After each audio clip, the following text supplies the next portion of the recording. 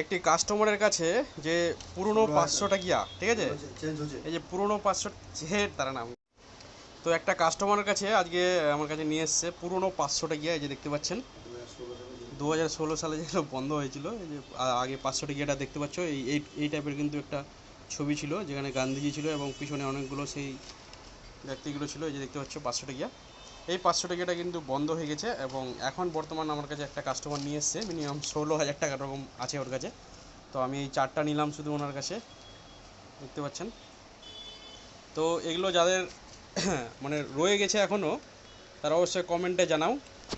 আর এটা এই 500 টাকাগুলো কবে বন্ধ হয়েছে বা এখন কি কি চলছে এই সমস্ত আপডেট যদি আপনারা পেতে চান, তাহলে জাহাঙ্গীর দা টেকনিক্যাল চ্যানেলটাকে অবশ্যই সাবস্ক্রাইব করে নেবেন। আর এ হয়তো জানতো না, বা এ হয়তো কী করেছে, এমন জায়গায় এগুলো রেখেছিল যেটা ভুলে গেছে যে আমার 500 টাকা ছিল কি ছিল না। হঠাৎ যখন সে বাড়ি থেকে এগুলো বের করে, তখনও অনেক দেরি হয়ে যায়, ঠিক আছে।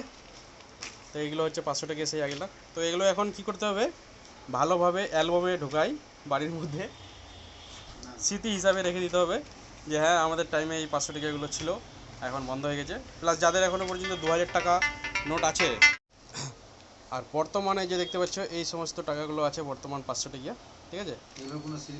তো এগুলোতে বর্তমানে যে দেখতে পাচ্ছেন দিল্লির লালকেল্লা আছে, এটা মোদি গেলেই রেড ফোর্ট, এটা বর্তমান মোদির আমলের সেই টাকা। আর এগুলো টাকা এখন দেখতে পাচ্ছ, সেই আগে 500 টাকাটা দেখো আর এখনকার 500 টাকাটা দেখো কত তফাৎ, দেখতে পাচ্ছেন। আগে মানে মনে হচ্ছিল লোডটা কত বড়, আর এখন মনে হচ্ছে এই 500 টাকা একটা 10 টাকিয়া, ঠিক আছে। আগে এটার কত মূল্য ছিল, 500 টাকা, আর এখন এই যে 500 টাকা এটা মনে হচ্ছে 10 টাকা। আমার